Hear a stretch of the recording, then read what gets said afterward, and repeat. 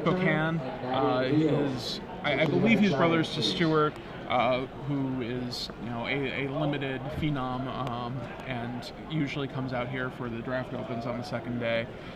So John is playing a fairly standard-looking Jund deck. He's playing 4 Bonfire of the Damned and 2 Rakdos Return in the main deck, but he's got a lot of the sort of traditional removal suite, and he's got the 4 Huntmaster of Thels, 4 Thragtusk to just like mid-range lock up the ground. 4 Bonfires is a lot for John. That's a higher number than normal. That's a bit unusual. He also is running a Singleton Garrick Relentless in his main deck. All right, so John, remember, the base game, Shirhia starts out very far ahead, and John just has to stay alive. Yeah. So Shirhia has the best opening for her deck in a turn 1 champion of the parish. The question is, then you have to be ready, okay, how bad is this going to be, Yeah. A turn 2 play, and he's got a Farseek.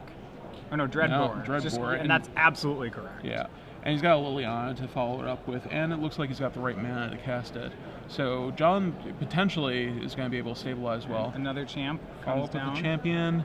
We got a Searing Spear, and we've got a Mayor of Averbrook, and I think this is a Flinthoof. This is a great hand for Jund. It's removal spell into Thragtusk, which is exactly what it wants. Yeah. So I think we're going to get Boros 2 creatures Lightning out Mauler here. pair. Hit Liliana for 1, hit him for 2, then next turn Flinthoof for haste. That seems like a reasonable line. So she either can Flinthoof for, So Boros Elite. And a Lightning Mauler pair. Get rid of that Liliana, do 2 to you. Yeah, so John drops to 16, Liliana hits the bin. Yeah.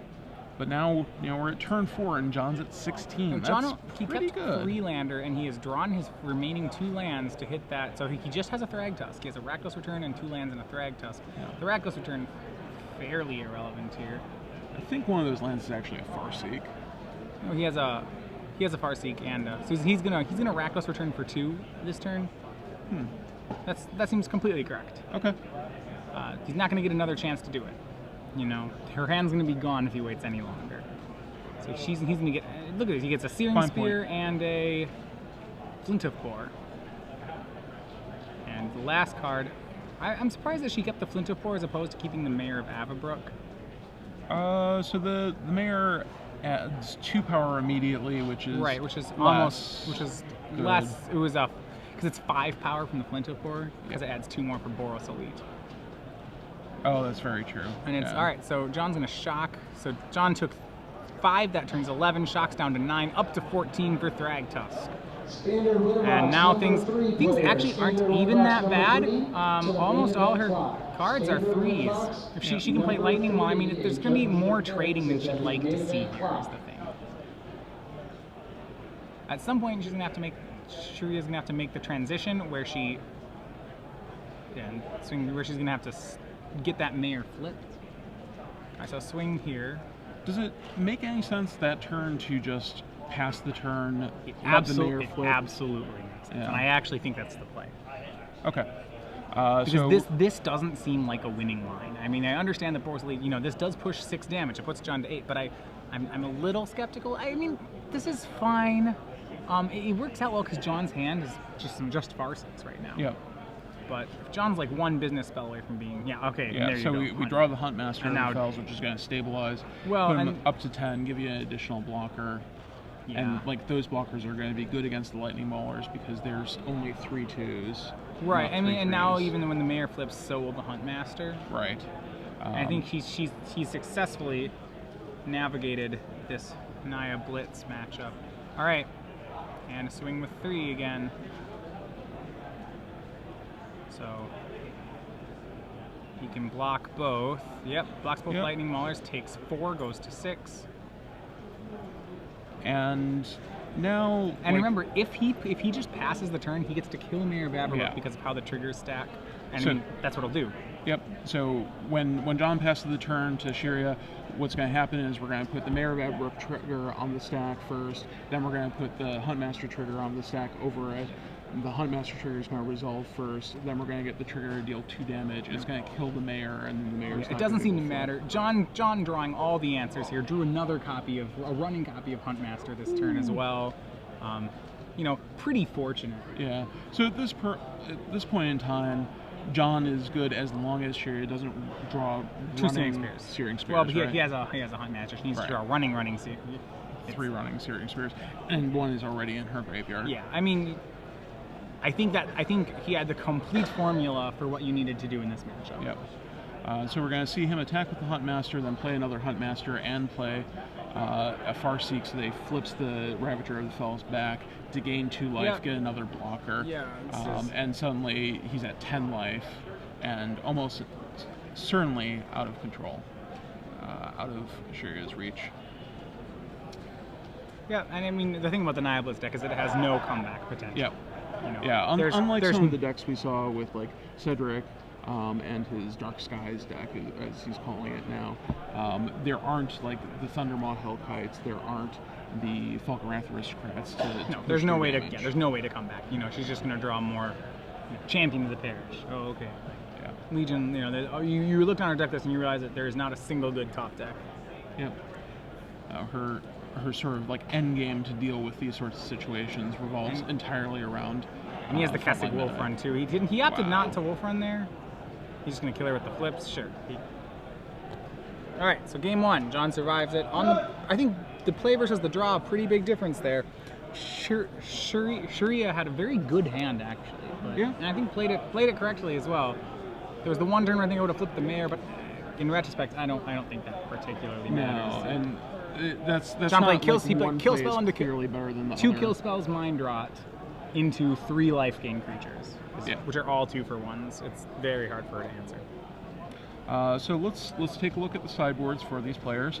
John, I imagine, is going to go ahead and, well, he's definitely going to take out the Rakdos Returns and load up on some more removal. And he potentially is going to take out the Garruk Primal Hunter, which I think is just too slow and doesn't have enough impact. That card does nothing. So we're going to be bringing in 3 Pillar of Flames.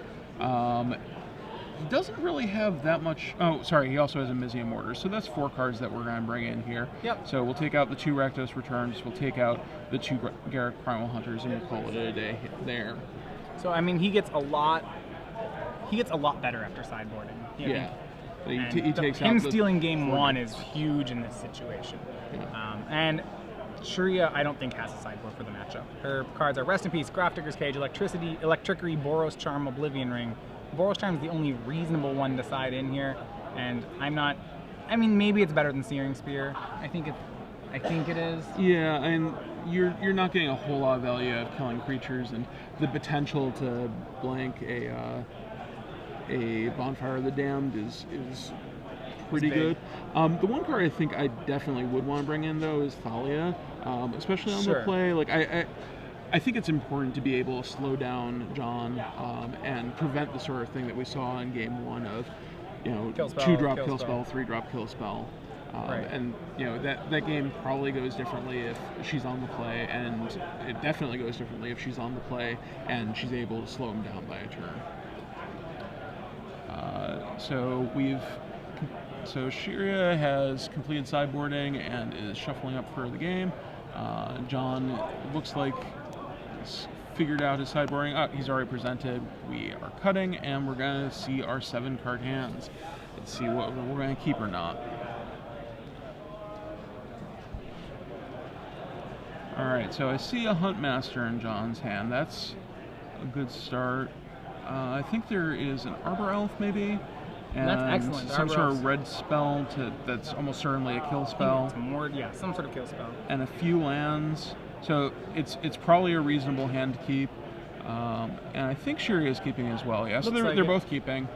No turn 1 play. That's no good. Yeah, so the Boros Charms are in. And does she not have a second land? I did not see a second land there. No. John willing to shock just to get the Arbor. I thought I saw a Champion in her hand, so maybe she has a land that comes in and play tapped. No, that's okay, I don't think not a good keep. I don't think you can keep that. Yeah, but the deck is so the problem with the Nihilist deck is you just lost the game on that turn. Yeah, No, you have to do things on the first 3 turns. Otherwise, but like the first 3 turns are the game for you. Right. With this deck.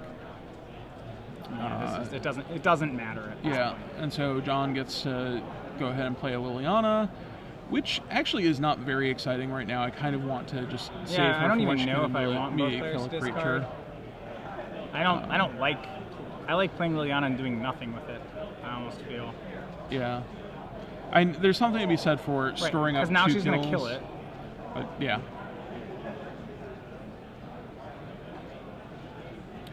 She's going at John. Huh. That is aggressive. I don't care for that play at all. Just because you still have to. The Planeswalker is a thing. John, right on time, draws his red source, and that. Now, sacking Lightning Mauler instead of sacking Burning Tree Emissary is also confusing. Yeah. Because Lightning Mauler can repair with the next card. And she does have another Lightning Mauler in her hand. Sure. I mean, it doesn't really matter. He hit the red and the land, and at this point, that closes this out. And then another land for another Edict, and then a Thrag Tusk, and he's put the game out of reach. So Shirhia here, I think we're looking at like a Lightning Mauler and pass, maybe? Doesn't look like she's really going to be able to cast most of the other spells. She has a champion, she's got a Boros Charm, and it looks like another red-white spell, another multicolored spell in her hand. It might be some Gorklan Rampagers. Yeah, there is a Gorklan Rampager. So there's Lightning Mauler, it Boros pairs. Charm, Gorklan Rampager. And we're going to trade a Wolf for a Lightning Mauler. And it looks like they're both going at John again, not at the Liliana. Yeah. So the Burning Tree Emissary, I think, is going to get edicted away now as well. And you see that John, has the heads-up play of, I'm going to get rid of the thing that gives haste, not the 2/2.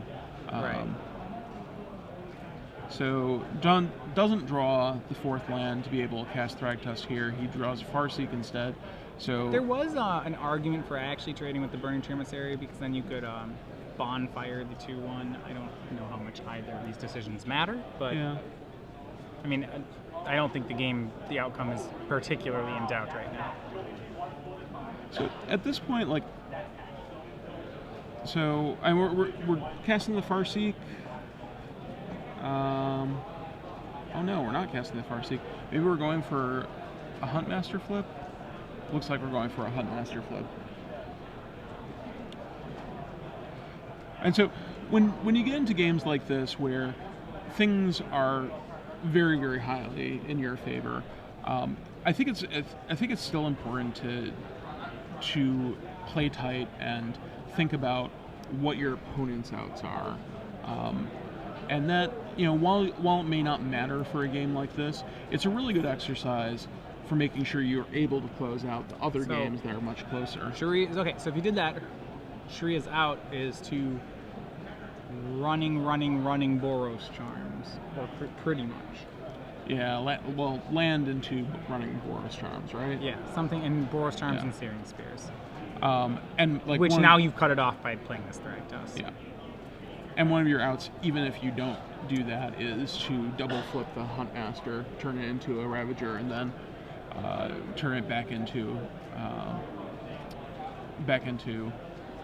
the Huntmaster and gain the 2 life and get the Wolf. So we've drawn a Fireman Avenger, it looks like, for Shirhia. No, she drew the Sun Petal Grove. Fireman Avenger has been there the entire time. That was the unknown gold card that was in her hand. I mean, but this is still, I believe, pretty lethal. I mean, this should be it's a lethal swing. Just mortars it and then hit her. Yep. So the game should be over in just a moment. John, really had the perfect draws for this matchup in both Game 1 and Game 2, and I think this Game 2 his draw was beatable. The first one, I'm not sure Game 1 there was a Niblis as a good draw to beat that. No. But John Toelken quickly dispatches Shirhia Calapp 2-0. He, I believe, now moves to 6-0 in the tournament. So both these players were still undefeated. We will almost certainly bring you our other match. We have two